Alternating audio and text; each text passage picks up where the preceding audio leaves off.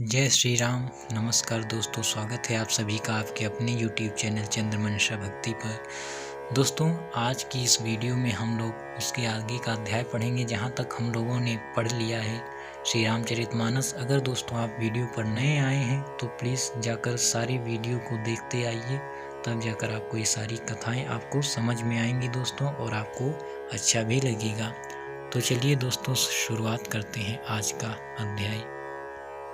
तो दोस्तों, हम लोगों ने इस दोहे तक पढ़ा है जब शतानंद जी के चरणों की वंदना करके प्रभु श्री राम जी गुरु के पास जा बैठते हैं और कहा, गुरु जी ने कि चलो, जनक जी ने बुलावा भेजा है, अब स्वयंवर देखने जाना है। तो चलिए दोस्तों, अब हम लोग यहाँ से पढ़ेंगे इस चौपाई से। तो देखिए दोस्तों, सिय स्वयंवरु देखिय जाई, ईसु काहि भौं देई बड़ाई। लखन कहा जस भाजन सोई, नाथ कृपा तव जा पर होई। चलकर सीता जी के स्वयंवर को देखना चाहिए। देखें ईश्वर किसको बड़ाई देते हैं। लक्ष्मण जी ने कहा, हे नाथ, जिस पर आपकी कृपा होगी वही बड़ाई का पात्र होगा। धनुष तोड़ने का श्रेय उसी को प्राप्त होगा। दोस्तों, गुरु जी ने कहा कि चलो सीता का स्वयंवर देखना है, देखते हैं कि किसको बड़ाई मिलेगी। तो लक्ष्मण जी ने कहा कि जिस पर आपकी कृपा होगी उसी को बड़ाई मिलेगी, अर्थात वही धनुष को तोड़ेगा। हर्षे मुनि सब सुनि बरबानी, दीन्हि असीस सबहि सुख मानी। पुनि मुनि वृंद समेत कृपाला, देखन चले धनुष मखसाला। इस श्रेष्ठ वाणी को सुनकर सब मुनि प्रसन्न हुए। सभी ने सुख मानकर आशीर्वाद दिया। फिर मुनियों के समूह सहित कृपालु श्री रामचंद्र जी धनुषशाला देखने चले। तो दोस्तों, अब धनुष यज्ञ जो शाला है वहाँ पर सब लोग जा रहे हैं। रंग भूमि आए दो भाई, आसी सुधि सब पुर बासिन्ह पाई। चले सकल ग्रह काज बिसारी, बाल जुबान जरठ नर नारी। दोनों भाई रंग भूमि में आए हैं। ऐसी खबर जब सब नगर निवासियों ने पाई, तब बालक, जवान, बूढ़े, स्त्री, पुरुष सभी घर और काम काज को भुलाकर चल दिए। दोस्तों, जैसे ही सबको खबर मिली कि दो भाई आ रहे हैं, तो सारे लोग, बालक, जवान, बूढ़े, स्त्री, पुरुष सब अपने सारे काम काज छोड़कर भुलाकर चल देते हैं उन्हें देखने के लिए। देखी जनक भीर भय भारी, सूचि सेवक सब लिए हकारी। तुरत सकल लोगन पहि जाहु, आसन उचित देहु सब काहू। जब जनक जी ने देखा कि बड़ी भीड़ हो गई है, तब उन्होंने सब विश्वास पात्र सेवकों को बुलवा लिया और कहा, तुम लोग तुरंत सब लोगों के पास जाओ और सब किसी को यथा योग्य आसन दो। दोस्तों, भीड़ देखकर जनक जी ने सेवकों को बुलाया और कहा, सबको यथा योग्य आसन दो। कहि मृदु बचन विनीत तिन्ह, बैठारे नर नारी। उत्तम मध्यम नीच लघु, निज निज थल अनुहारी। उन सेवकों ने कोमल और नम्र वचन कहकर उत्तम, मध्यम, नीच और लघु सभी श्रेणी के स्त्री पुरुषों को अपने अपने योग्य स्थान पर बैठाया। दोस्तों, अब सेवकों ने नम्रता और कोमलता के साथ वचन कहकर उत्तम, मध्यम, नीच और लघु अर्थात जिसको जैसा आसन उचित था उसको उस योग्य स्थान पर बैठाया। राजकुंवर ते ही अवसर आए, मनहु मनोहर तातन छाए। गुण सागर नागर बर बीरा, सुंदर श्यामल गौर शरीरा। उसी समय राजकुमार राम और लक्ष्मण वहाँ आई। वे ऐसे सुंदर हैं मानो साक्षात मनोहरता ही उनके शरीरों पर छा रही हो।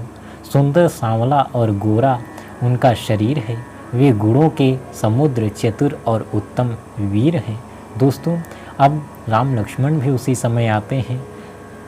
सुंदरता की खान शरीरों पर छा रही है। दोस्तों, सांवला और गोरा उनका शरीर, गुणों के समुद्र, चतुर और उत्तम वीर हैं दोनों। राज समाज विराजत रूरे, उडगन माहु जनु जुग विधु पूरे। जिन्हके रही भावना जैसी, प्रभु मूर्ति तिन्ह देखी तैसी।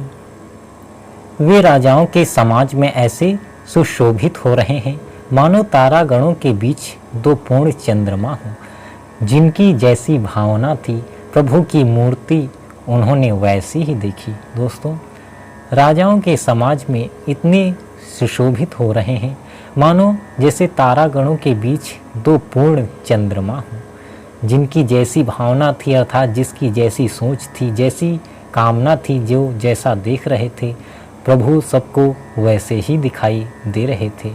देखहि रूप महारन धीरा, मनहु वीर रसु धरे शरीरा। डरे कुटिल नप प्रभु ही निहारी, मनहु भयानक मूरति भारी। महान रणधीर राजा लोग श्री रामचंद्र जी के रूप को ऐसा देख रहे हैं मानो स्वयं वीर रस शरीर धारण किए हुए हो। कुटिल राजा प्रभु को देखकर डर गए मानो बड़ी भयानक मूर्ति हो। दोस्तों, प्रभु का जैसा जो देख रहा है वैसे ही वो दिखाई दे रहे हैं। जो रणधीर हैं, महान हैं, ऐसे राजाओं को भगवान स्वयं वीर रस जैसे शरीर धारण किए हुए हैं ऐसे लग रहे हैं। और जो कुटिल राजा हैं उनको देखकर प्रभु को वो डर रहे हैं मानो बड़ी भयानक कोई मूर्ति देख रहे हो। रहे असुर छल छोनिप बेशा, तिन्ह प्रभु प्रगट काल सम देखा। पुरबासिन्ह देखे दो भाई, नरभूषण लोचन सुखदाई। छल से जो राक्षस वहाँ राजाओं के वेश में बैठे थे, उन्होंने प्रभु को प्रत्यक्ष काल के समान देखा। नगर निवासियों ने दोनों भाइयों को मनुष्यों के भूषण रूप और नेत्रों को सुख देने वाला देखा। दोस्तों, जो छली राक्षस थे उन्होंने भगवान को प्रत्यक्ष काल के समान देखा और नगर निवासियों ने दोनों भाइयों को मनुष्यों के भूषण अर्थात आभूषण वो थे उनके और नेत्रों को सुख देने वाले हैं ऐसा उन्हें दिख रहे हैं। नारी बिलो कहीं हराशिए, निज निज रुचि अनुरूप। जनु सोहत सिंगार धरी, मूरति परम अनूप। स्त्रियां हृदय में हर्षित होकर अपनी अपनी रुचि के अनुसार उन्हें देख रही हैं मानो श्रृंगार रस ही परम अनुपम मूर्ति धारण किए सुशोभित हो रहा हो। दोस्तों, वहाँ की जो स्त्रियां हैं वो हृदय में हर्षित होती हैं और अपनी रुचि के अनुसार वो देख रही हैं प्रभु को और मानो श्रृंगार रस ही परम अनुपम मूर्ति धारण किए हुए सुशोभित हो रहा हो। विदूषण प्रभु विराट मय दीसा, बहुमुख कर पग लोचन सीसा। जनक जाति अव लोकहि कैसे, सजन सगे प्रिय लागहि जैसे। विद्वानों ने प्रभु को विराट रूप में दिखाई दिए, जिनके बहुत से मुख, हाथ, पैर, नेत्र और सिर हैं। जनक जी के सजातीय कुटुंबी प्रभु को किस तरह कैसे प्रिय रूप में देख रहे हैं, जैसे सगे सजन संबंधी प्रिय लगते हैं। दोस्तों, विद्वानों को प्रभु विराट रूप में दिखाई देते हैं और जो जनक जी के कुटुंबी हैं, परिवारी जन हैं, उनको कैसे प्रिय लगते हैं, मानो उनके सगे हैं, उनके संबंधी हैं। सहित विदेह बिलो कहीं रानी, शिशु सम प्रीति न जाति बखानी। जोगिन परम तत्वमय भाषा, शांत शुद्ध सम सहज प्रकाशा। जनक समेत रानियां उन्हें अपने बच्चे के समान देख रही हैं। उनकी प्रीति का वर्णन नहीं किया जा सकता। योगियों को वे शांत, शुद्ध, सम और स्वतः प्रकाश परम तत्व के रूप में दिखे। दोस्तों, जनक जी और उनकी रानियां जो थी सारी वहाँ पर, तो उनको बच्चे के समान लग रहे हैं और जिसका वर्णन नहीं किया जा सकता, ऐसी प्रीति है उनमें। योगियों को वे शांत, शुद्ध, सम और स्वतः प्रकाश परम तत्व के रूप में दिखाई दे रहे हैं।